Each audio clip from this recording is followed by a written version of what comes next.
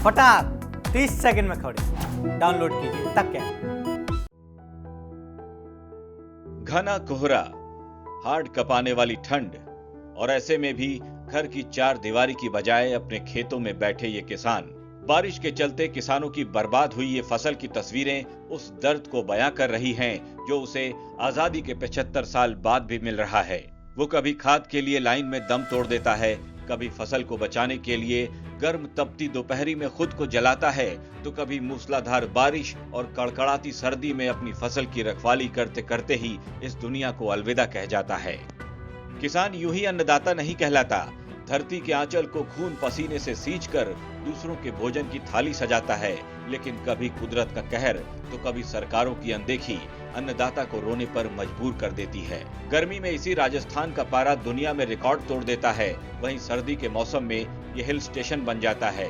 बारिश के तो कहने ही क्या, कहीं बूंद बूंद को लोग तरस जाते हैं तो कहीं बरसती है तो अन्न का एक दाना भी समेटना मुश्किल हो जाता है।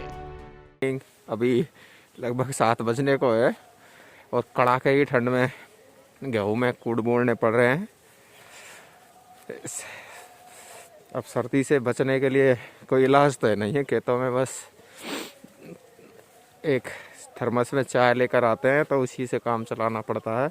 सुबह 5 बजे से और दोपहर 12 बजे तक लाइट आती है, फिर शाम को 5 बजे से और 7-8 बजे तक लाइट आती है। जहां कुदरत किसानों पर कोई रहम करती नहीं दिख रही, वहीं सरकार भी किसानों के इस दर्द पे मरहम नहीं लगा रही।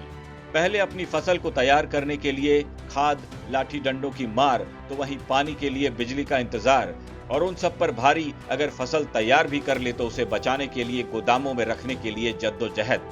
जगह मिली तो ठीक, नहीं तो वहां भी कुदरत कुछ इस तरह से कहर बरपाती है जैसा आप बीकानेर की इन तस्वीरों में देख रहे हैं, जहां मंडी में बिकने आई 35,000 क्विंटल मूंगफली पानी में भीग कर सड़ गई क्योंकि इसे बारिश से बचाने के लिए रखने का इंतजाम नहीं था।